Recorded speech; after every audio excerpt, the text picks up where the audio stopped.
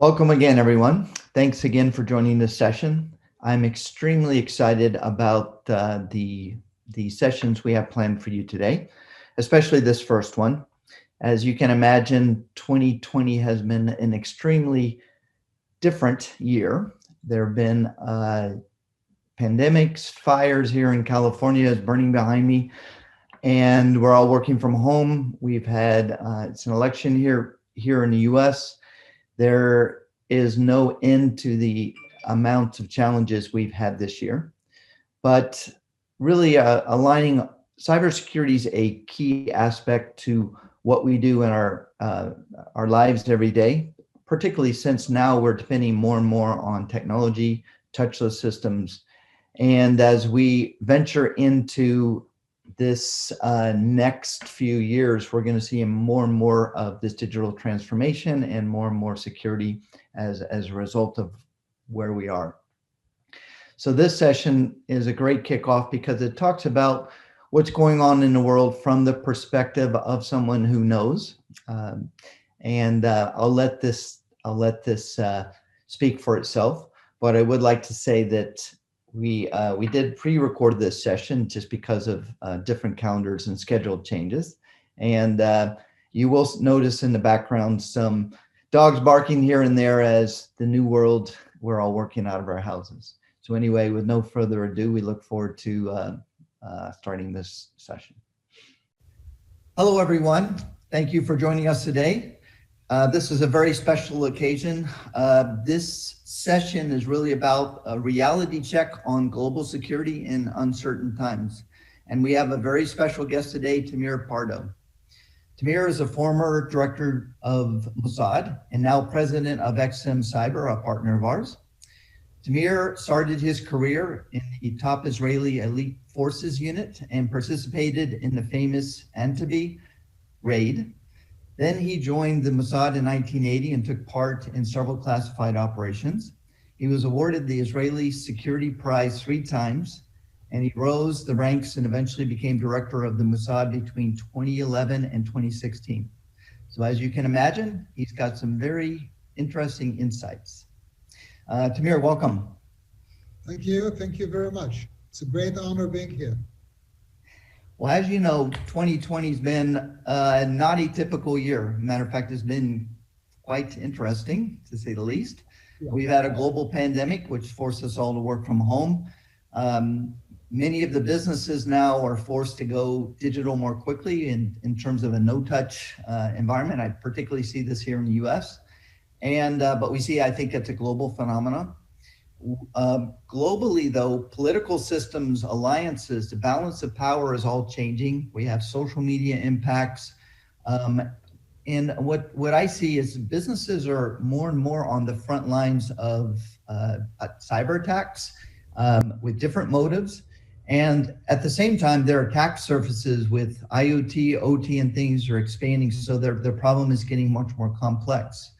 So this is really impacting the sense of security and safety and really certainty in the time we're living in, and really gets to the core foundations of our democratic institutions.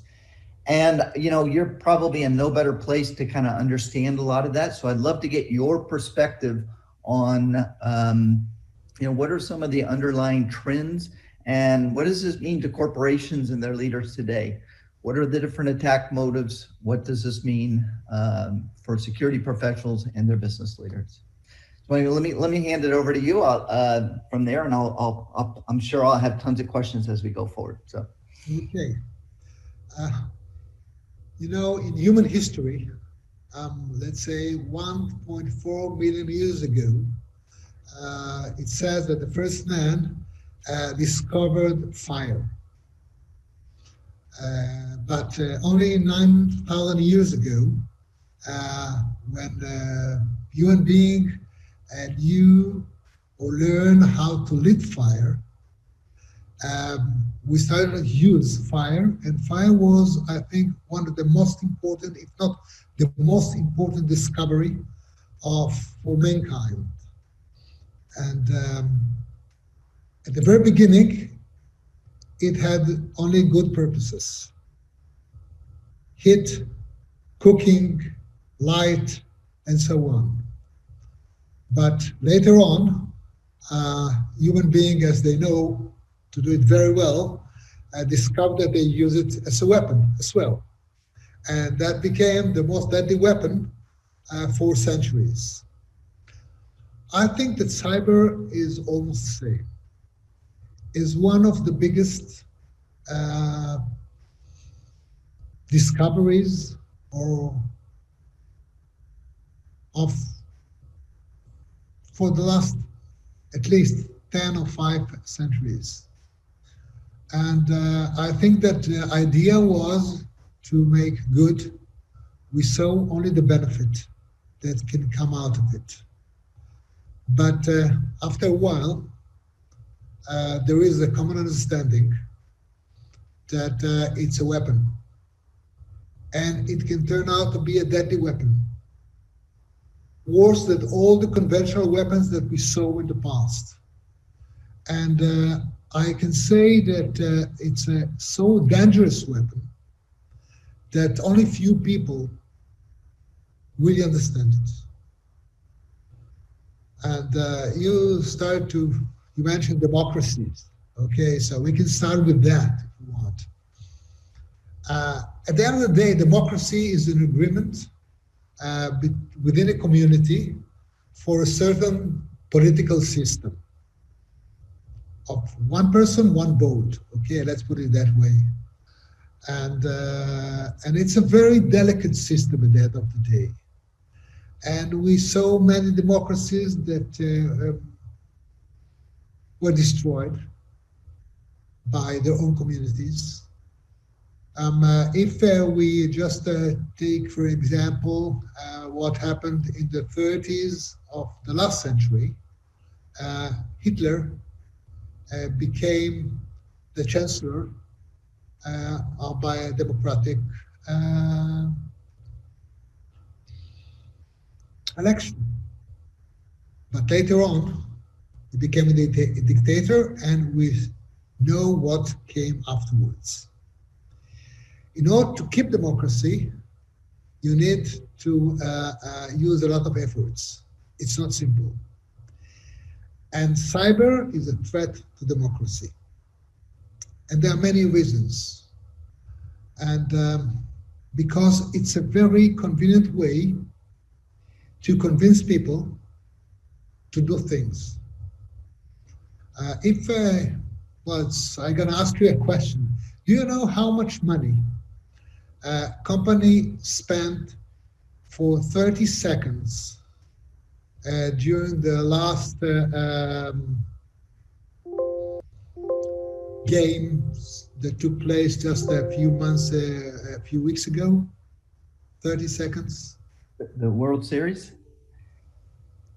Yeah, I have no idea, but I know it's high. Yeah. $5.6 million. 30 seconds. Okay? You know that, let's say, only in the United States, you spent around between 120 and 130 billion dollars on advertisements in 2019. Why? Because it's effective. Because by using it, you can convince people to choose between soft drink X and soft drink Y. You can convince people to buy that kind of TV set or that kind of a smartphone and to prefer it to another one.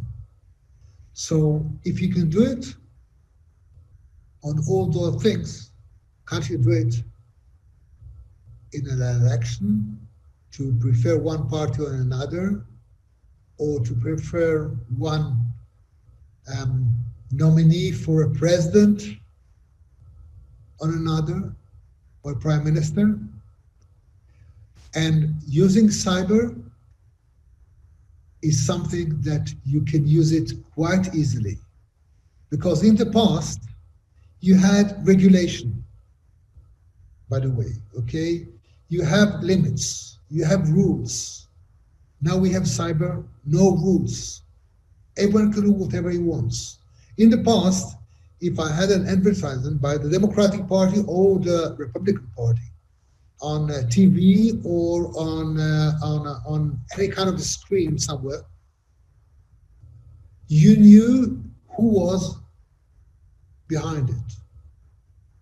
When you are using cyber, you have no idea who can be behind it. And it is cheap, much cheaper than all other kind of advertisement. And you can use all the social media in a very smart way, and you can manipulate people quite easily. But there is a big question, okay? Is it effective in an election at all? I don't know if, let's say, if one party gonna have 70% advantage on another one. I guess if the weakest party will be able to use cyber and take over, I don't believe so. But if we have a very narrow margin between parties, between competitors, it's possible. But there is another danger, okay? And I remember that it was a few months after I retired, and I was in Washington, and it was just after your last election, 2016, and I met some of my friends. It was still Obama was in the White House, and he asked for to get into the facts whether the Russian interrupted in the election. And I asked my old colleagues there, that we all retired then, I said, why the hell you're doing it? I said, you are from Israel. That's a typical Israeli question. They said, no. I said, look, the difference between Hillary Clinton and Donald Trump was it was narrow margin between the two. So approximately 50% of the people wanted Trump to be the president and 50% wanted Hillary to be president. Now you're going to go and start to dig in. First of all, I said it's going to take you at least 3 years to come to some conclusion. And it's going to be a conclusion that, if you are lucky, going to torn the American society apart. Because if they're going to say that was interruption, all those 50% that elected Donald Trump going to say, okay, we don't believe that results. And it was vice versa, the same answer by the other party. So I don't know if what exactly the Russians did, but it was pretty successful, not about the results, but the outcome. They made extraordinary damage. Nobody thought that someone can create such a damage by investing so few millions of dollars in order to try to do something without knowing that it was a success at all. But it was a great success by tearing the American society apart. And we can see it in every place. You could have seen it during the Brexit. You can see it here in France and many other countries as well. I remember shortly after that, your comment, you said for the price of an F-16 and one missile, you were able to create a tremendous amount of damage, right? So it's amazing. It's a weapon. And the point is that politicians like that weapon. They are like it because they're using it, but they do not understand what's damage to the state and to society.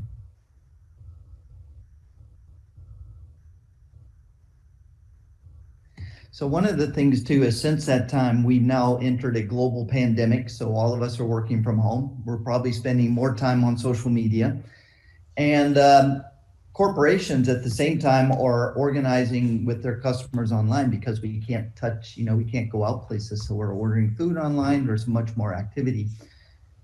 How does this, this political environment also plays in corporations? We're seeing, people targeting for stealing data. They're gathering information. How does this whole puzzle fit together, and how does it start impacting corporations in the front lines? And what should we tell some of the leaders on this call about what they should be looking for? So. Look, when I was in my 30s, I think that we didn't have at home anything that worked with the software. Okay? Today, there is nothing that is without software. Even if you are buying a new oven, okay, we bought a few months ago an oven, and then I looked at it, I said, okay, it's connected.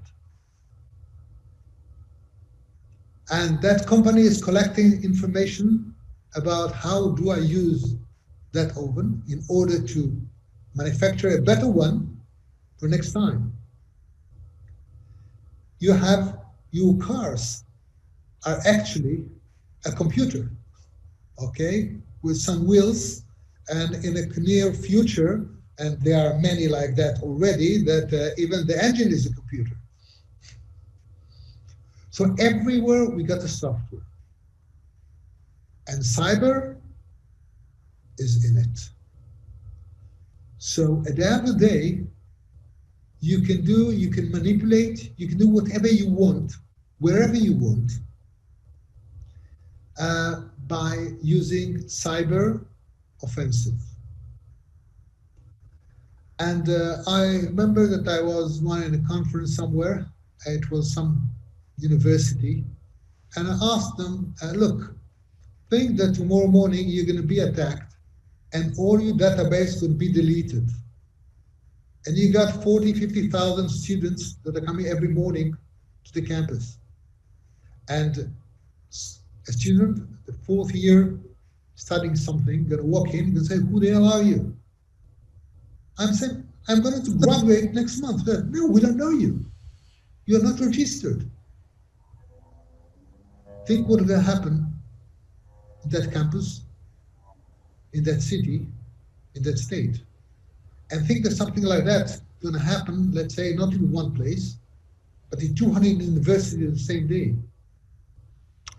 That might lead to a revolution. And if we go back into, I know in your job, you're always looking at motives, or your formal job even today in with XM Cyber. And if you look at just that example, right, I think one of the motives we're seeing is just disruption of financial markets, right, for democracies. It has a huge impact. So how does, what are some of the motives that you might say hackers have today, and how would they go about this? Look, financing banks and systems were the first to understand that there is a problem. Okay, their nightmare was when on a bank. Okay, and they always working under regulation that are quite strict.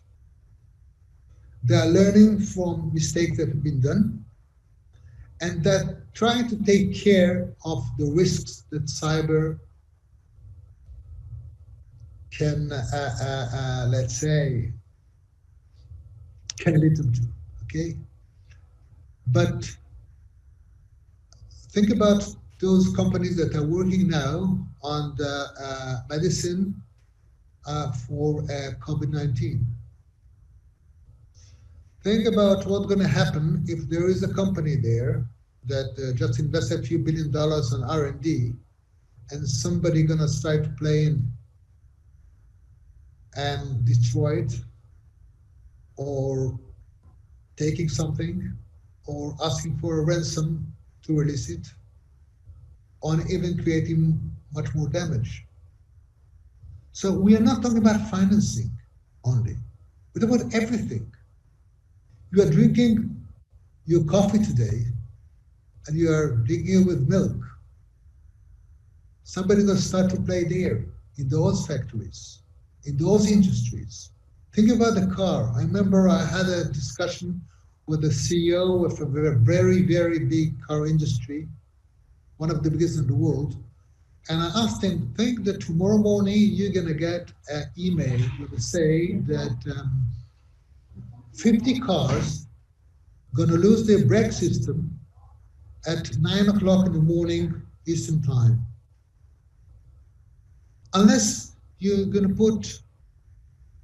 pay, let's say, $25 million. Let's assume that he can do it without getting a board agreement, all right? And I looked at him and said, what are you going to do? If you're going to find out, okay, who are the owners of these cars, I think that you're going to lose your seat and the company is going to stop to exist next morning because you let a cyber hacker to create such a damage, potential damage. If you're going to pay for it, you might find yourself behind bars the next morning as well. So you are at a lose-lose situation. And there is no understanding that that's the case. Think that in LA, now we have many firestorms. Someone going to start to play with the pressure of the water on the system. What's going to happen? That's a risk. And the point is that we have to, that companies, whether it's banks or car industries or whatever, should understand that it's their obligation to secure themselves. It's not the state. We still think because it's a weapon that it's the state had the obligation to defend us, but it's impossible. It will never happen. You know, it's interesting when we look back at 9/11 and we look at the way that attack went down, and the intent was to obviously disrupt financial institutions within America. Nobody suspected we'd use our own airplanes to attack us, right? I kind of look at social media the same way. You know, Facebook is probably creating some of the havoc that we have now, Facebook and some of the other social media things. But are corporations today able to think through those different ways attackers could impact their business? You mentioned one of the, the cars, coming in and attacking all the brakes at one time. But are you seeing corporations really spending the time and energy necessary to think through how these attacks might happen and how to protect themselves? Today, no, but in the future, yes. And that's the responsibility of the CEO of every company. Today, they are in many places, they found a way out, okay? They are nominating someone to be a CIO or a CISO responsible for, let's say, to protect the company. And by doing that, they're saying, okay, I did what I needed to do, and but that's not enough. That's not enough. I think that until the moment that the CEOs, the chairman, and the board of directors will understand that it's their, and it's only their responsibility to do it and to take all the right measures in order to protect their company, it will never happen. One of the challenges, I worked in the software industry for years, and one of the challenges when we design things, we always design for the happy path, right? This is the way it's going to work. And when it comes to cybersecurity, you're having to understand what the motives and the ways people would do the unhappy path, right? How would they take your car and use it as a weapon? And this line of thinking, I don't think is built into our design processes in many cases. We look at maybe failure modes, but we don't look at how an intentional hacker might do something to damage us. And I know in your business, it takes a special kind of person that knows deeply how these attacks can happen and created those. And I know in your business, XM Cyber, you've started to address some of this, right? How would that happen? So. Well, you know, in the past, there was a saying, my home is my castle. And today, we don't have any castle anymore.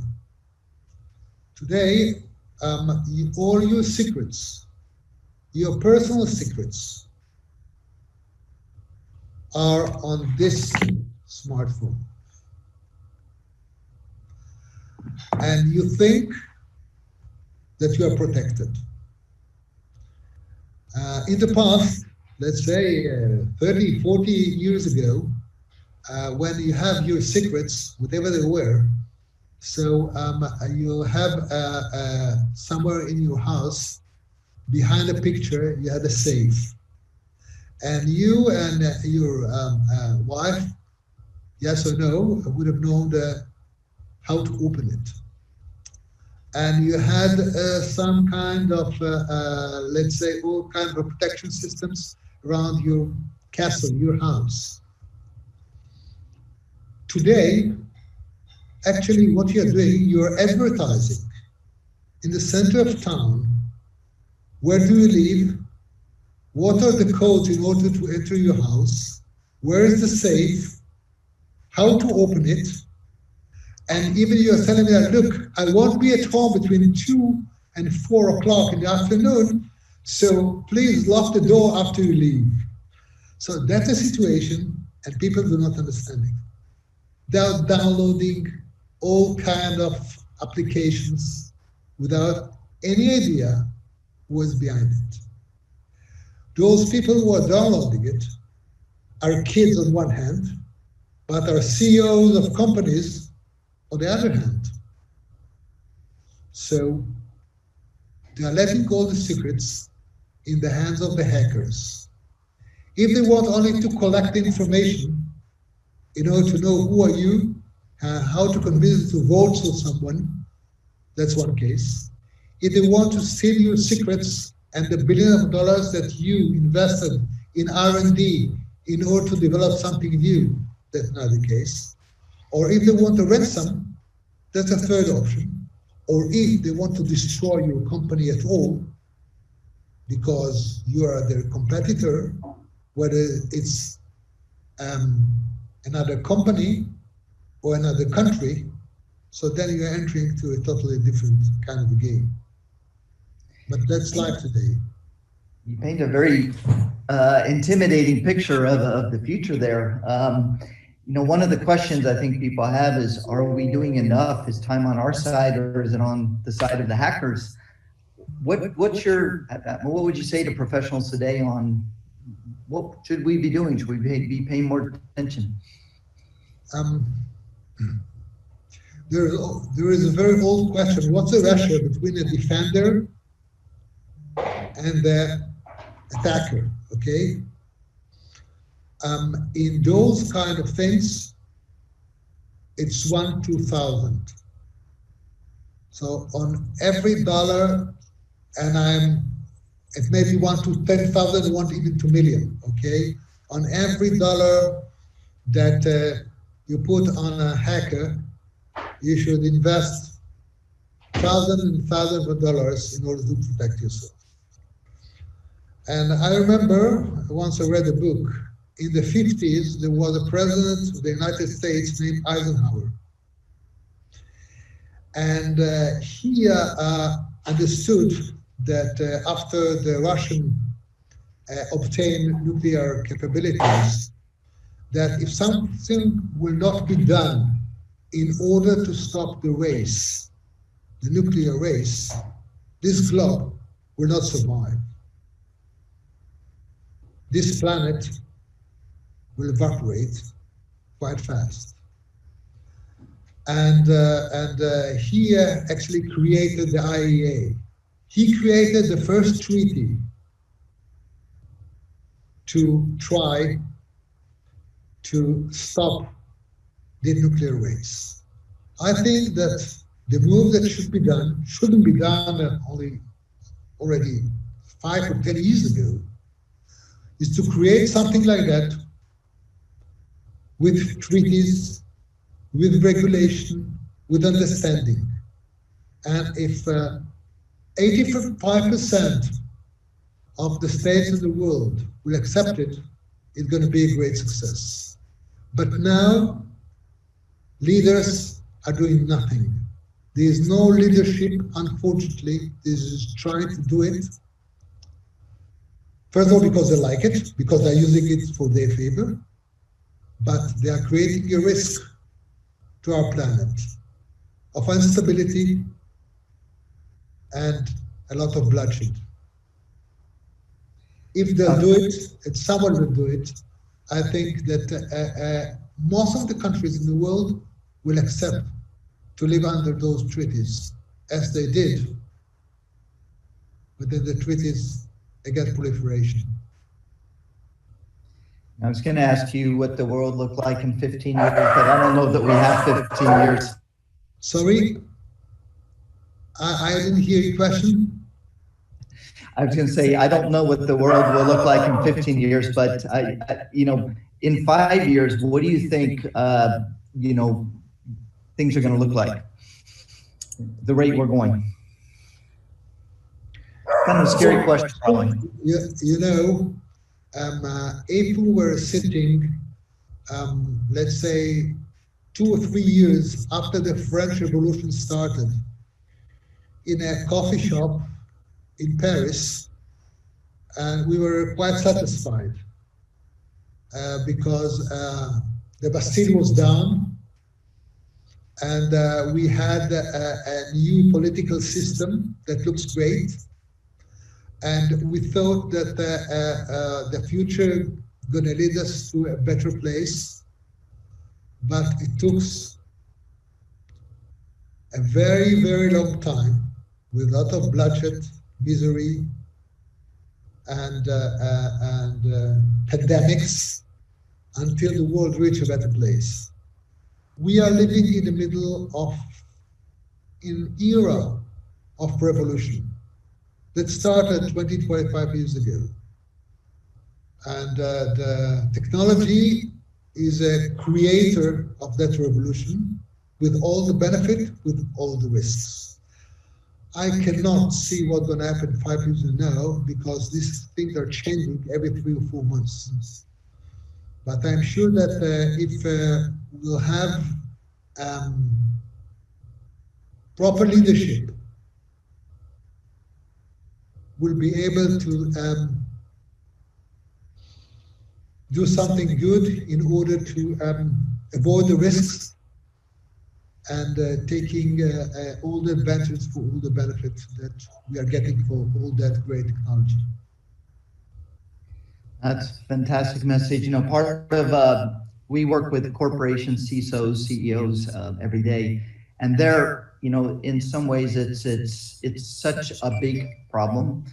I don't know anybody knows how to deal with it at that level, and I think you're exactly right. There's got to be a solution at multiple levels. Government, global world leaders need to come together, because when we talk to them, the problem has just become so big, nobody can handle it, right? The budgets aren't big enough, et cetera, et cetera. So it's be bottom up and top down together.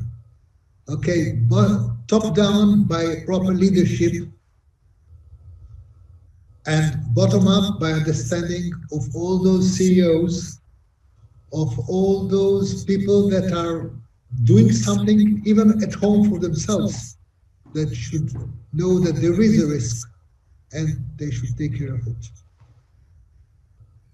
Fantastic. Well, I'm sure this was obviously very interesting to me. You have a perspective unlike anybody else, frankly. I know that, since your years with the Mossad, you've been focusing on helping companies, understand their risks or vulnerabilities, taking some of the expertise that you had in that area. And I think that's fantastic.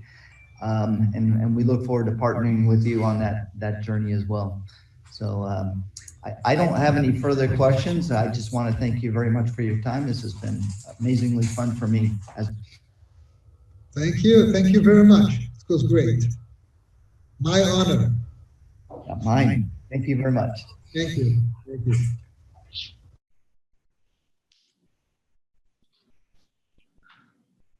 Okay, hi.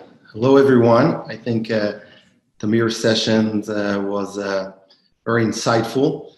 I would say that one of the challenges, just as a quick follow-up before we start the next session until Ann Johnson joins us, one of the challenges in the new world that Tamir has described is how can you quantify the risk for the democratic institution, the lack of trust that is being built because of the cyber threat. When I work with Tamir in the Israeli intelligence community, we were always, hey Tony, we were always looking at quantifiable elements. You can arrange and allocate budgets and military defense resources when you're being potentially attacked, whether it's nuclear or a cyber attack on infrastructure, but attacking the institutions, the democratic institutions, is something that is very hard to quantify. It's about social capital. So if you don't know what the damage is, how can you protect or even create deterrence? And shifting to the corporate world, I think we have a similar challenge when we're trying to quantify the risk, the cybersecurity risk to a business unit or corporation. This is something that we've been discussing over the past 4 years, ever since CyberProof was founded. And just to add into that, I relate this back to software development, and one of the reasons for this next session with Ann is you see so much happening, and as we move into this whole new realm of digital today, you're seeing that we have all these connected devices, but most everybody's adopting that through cloud. So the cloud providers like Microsoft and Azure become the center of the universe for a lot of this data and information that's flowing. And what can we do, and how do we look at this problem differently to be able to connect it?